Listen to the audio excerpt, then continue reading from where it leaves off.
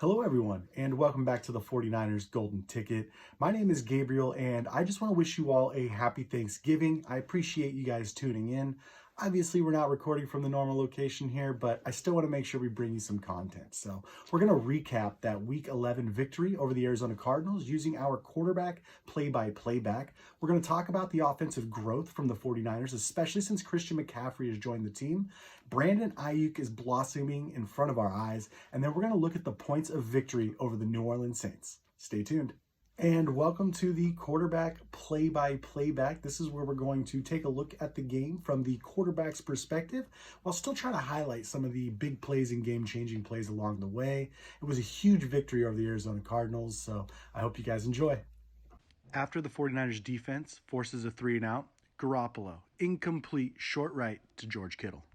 On 3rd and 8, Garoppolo, incomplete deep left to Juwan Jennings. Of course, showing Wishnowsky a little love. Beautiful punt by number 18. Down to the 1. It turns into a touchback, but man, that was close. After an 11-play, 58-yard drive, Prater is good from 40. Cardinals up 3-0. Garoppolo, short middle to Christian McCaffrey for 11 yards. Garoppolo, after going through his progression, dumps it off short left to McCaffrey for 5 yards. On 3rd and 2, I believe Trent Williams' stance gave the play away here. Deebo Samuel rushes to the right for -2 yards. Wishnowsky with another beautiful punt for 54 yards gets downed at the Arizona 1. Good job. After 6 plays and 19 yards by the Cardinals, the 49ers offense is back on the field. Garoppolo, short left to Deebo for 4 yards. On 3rd and 5, Garoppolo, short left to Kittle for 6 yards. Garoppolo, short left to Deebo for 19 yards. Deebo, 12 yards after the catch. Trent Williams smartly switches up his stance here to fool the defense. This is a run left. Christian McCaffrey breaks free for 20 yards. On play action here, Garoppolo fakes the handoff, rolls out right, incomplete short right to George Kittle. Garoppolo, short right to Deebo for 5 yards. Deebo, 5 yards after the catch. On 3rd and 5, Garoppolo drops back, scans the field, short left to Aiyuk for a 7-yard touchdown. Robbie Gould, extra point is good. Niners up 7-3. Colt McCoy throws over the middle, tipped by his own running back, James Conner. Interception by Jimmy Ward. Garoppolo, going through his progressions, short right to Kittle for 7 yards. Kittle bullies his way for 3 yards after the catch. Garoppolo, incomplete short right to Aiyuk. Garoppolo scrambles around in the pocket, finds George Kittle streaking over the middle. Kittle, 17 yards after the catch for a 39-yard touchdown. Robbie Gould's extra point is good. Niners up 14-3. After 8 plays and 73 yards, James Conner up the middle for a 2-yard touchdown. Matt Prater's extra point is good. 49ers still up 14-10. Garoppolo, short middle to Deebo for 14 yards. Deebo, 8 yards after the catch. On play action, Garoppolo, short right to Christian McCaffrey for 12 yards. McCaffrey, 15 yards after the catch. On play action again, Garoppolo, short left to McCaffrey for 14 yards. McCaffrey, 14 yards after the catch. Garoppolo, incomplete short left to Deebo. Deebo drops the pass. On 3rd and 6, Garoppolo, short right to McCaffrey for 6 yards. 1:41 left in the first half. Garoppolo, short right to Deebo for 4 yards. 57 seconds and running. Garoppolo, incomplete deep left to Juwan Jennings. On 3rd and 6, 52 seconds left. Garoppolo, incomplete short middle to Deebo Samuel. Robbie Gould trots on the field for a 39-yard field goal, and it's good. Niners up 17-10. With 18 seconds left in the first half, Colt McCoy sacked by Nick Bosa for -12 yards.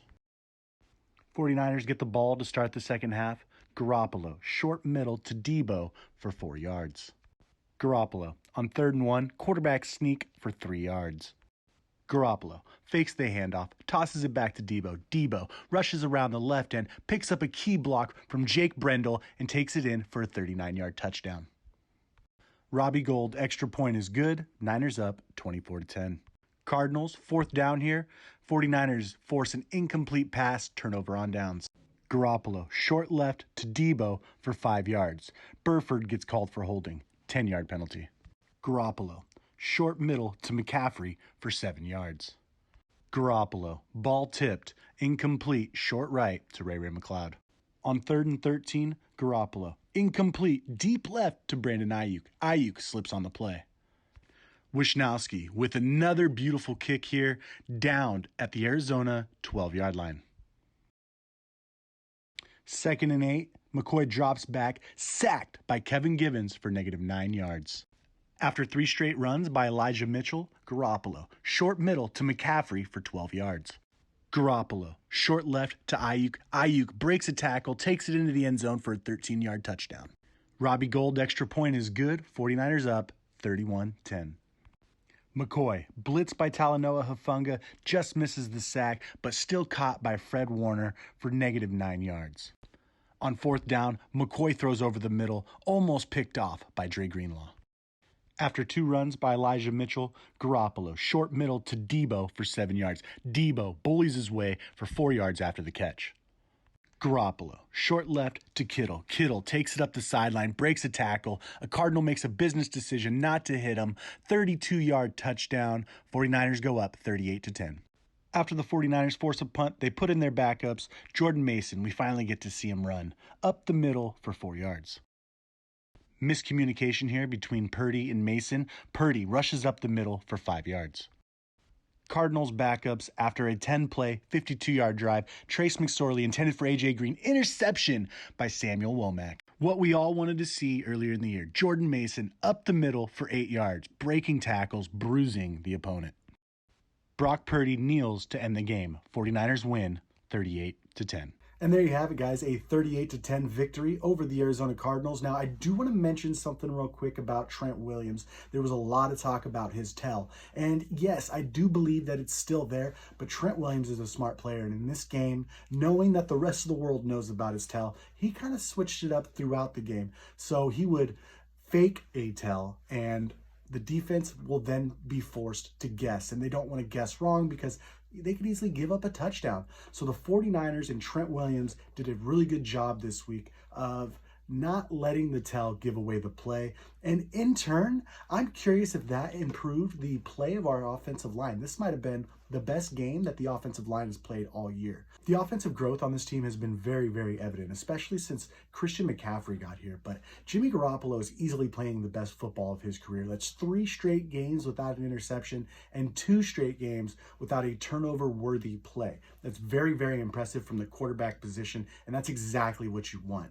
Now, the Christian McCaffrey effect might be very, very real. Jimmy is looking more confident on the field, and he's getting through all of his reads. And you know what? If nobody's open, he just dumps it right off. Something that he hasn't done in the past. In the past, he would try to force the play. Now, that could be a product of Brian Griese as well, getting inside the head of Garoppolo and building his confidence. Griese was a quarterback himself for 10 years, so they do see the field similarly. And that could be a huge thing for Garoppolo because then they can talk about what they're seeing and Griese can go ahead and give an opinion or a suggestion. Griese has a lot of experience, not only in the NFL, but as an analyst. He covered college football, I think, for 11 years before going on to the booth on Monday Night Football. And then, of course, coming here to the 49ers, his first time coaching as a quarterback's coach. But what he's doing with Garoppolo, in my opinion, is very, very evident. Garoppolo, like mentioned, is playing the best of his career and he's making great decisions. I think that this is a huge reason Griese was brought here. It was to mentor Trey Lance and get his head that way. But look, Jimmy Garoppolo can benefit from it too.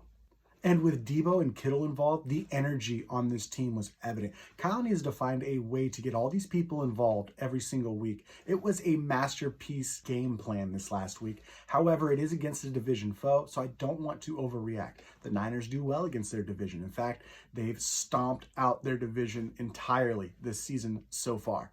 But there's a lot of football left to play, and hopefully these are more things to come for Kyle Shanahan because there's just something different about this team when Deebo gets the ball. It lifts the spirit of everyone.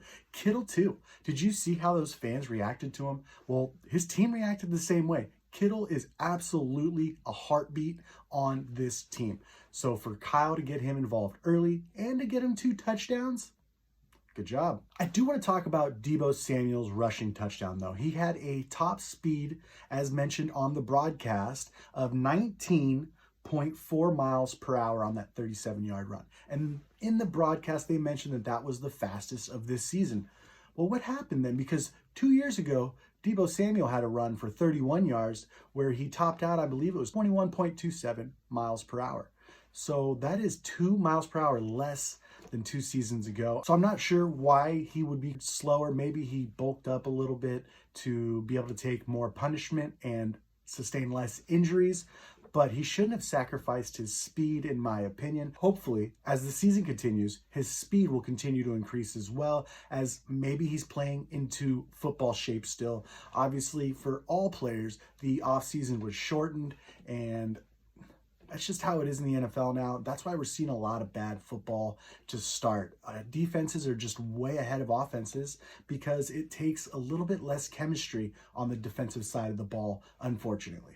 Either way, Aiyuk himself is blossoming into quite the receiver. He's, in my opinion, a top 5 route runner in the NFL. And you know what? He comes with that bully mentality. He might have had it already at Arizona, but playing alongside Deebo Samuel has definitely instilled more of that dog into him. I believe Brandon Aiyuk is going to continue to ascend, and who knows, maybe Kyle Shanahan did make the right decision taking Aiyuk over Jefferson. Just to give a little wide receiver comparison side by side with Aiyuk and Deebo, Aiyuk has caught 46 of 64 passes for 587 yards, 6 touchdowns, and 2 drops.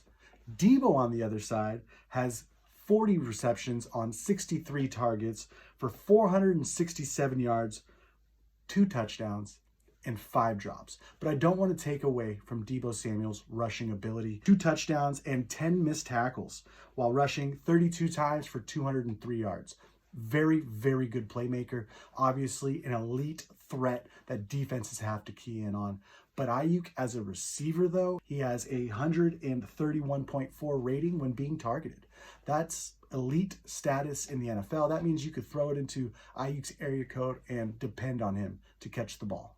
I do want to bring up one more stat with Aiyuk, and it comes from last year. And I do think that he has since improved this year, but I don't have that stat for you. He has 2.9 yards of separation, which actually tied with Davante Adams, who everybody considers the most elite route runner in the NFL. So if Aiyuk matched Davante Adams last year and he's gotten better this year, I think we're starting to see the pattern, and we're starting to see all of Aiyuk's hard work pay off.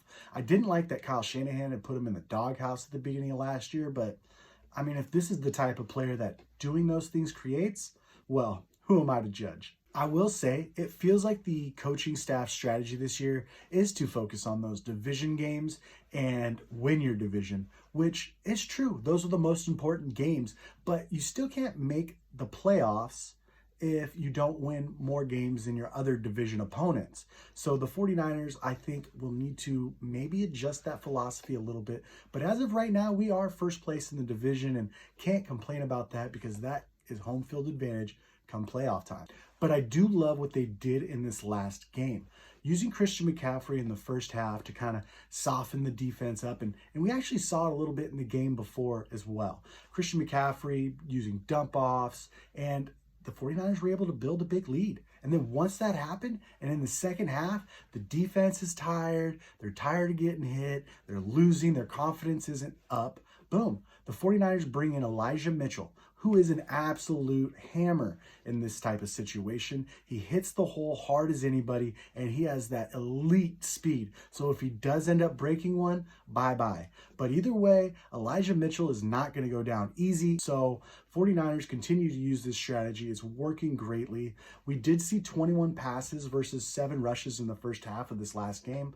That's a stark difference from where we were at the beginning of the year when we were trying to run it 40 times. Let's see if this is the new strategy and game planning going forward. It matches up with the playmakers that we have, so it makes sense. All right, everyone, you made it this far. This is the points of victory against the New Orleans Saints. The first thing I want to see the 49ers do, honestly, is get Samuel Womack more playing time. I've said it before, and I have to say it again. Every time the kid is on the field, he makes a play. Yes, maybe he's susceptible to make a mistake because he's young, and Kyle doesn't like to put rookies on the field because they do make mistakes.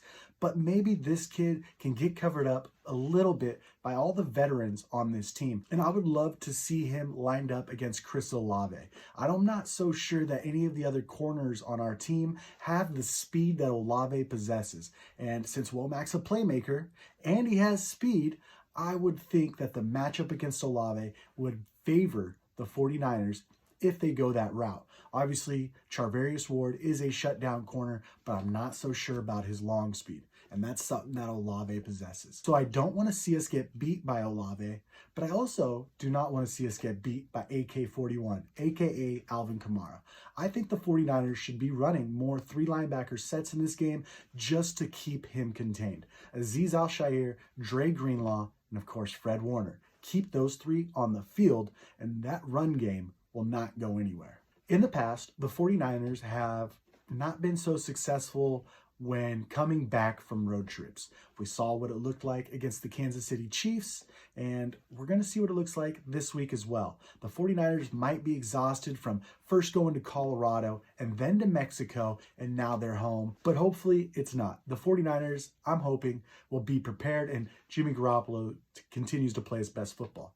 Oddly enough, though, Andy Dalton might be playing his best football. His PFF grade was 83.9 compared to Jimmy Garoppolo's 70.6. Now, I'm not saying Andy Dalton's a better quarterback. I don't believe that. But he's definitely doing a good job over there in New Orleans. And now that he's coming to San Francisco, let's see if our defense can contain him. I got the 49ers winning this one, 20-13. That's going to wrap it up for us here at the 49ers Golden Ticket. I appreciate all of your guys' time today. If you have any questions, comments, or suggestions, please don't hesitate to leave them there in the comments section or follow us over at 49ers GT on Twitter and hit us up there. We're always open to suggestions so we can continue to bring you guys quality content. As always, go Niners.